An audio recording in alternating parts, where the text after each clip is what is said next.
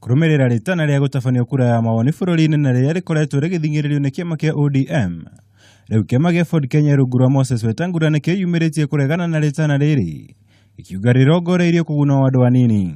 Our party will, however, resist any attempts to engineer a referendum that appears to create and insulate interests of individuals and families. Wetangula akiongerera ugite na gutuika ni mendekithitie mugaru gutabanio icunjĩ-inĩ imwe cia gatiba. Undu uyu no uhanikire gikorwo gukorwo ri wa kiguni kuri namba nene ya akenya.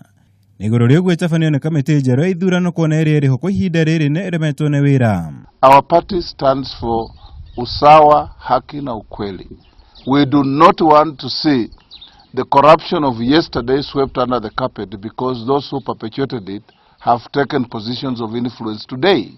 We want to see everybody who has transgressed the country's laws in terms of accountability held to account and brought to book where culpable. Nduyu weyumiritie hindi ya mucemanio wa atumia Kiama-ini kiu mwena wa Elementaita kaunti ya Nakuru.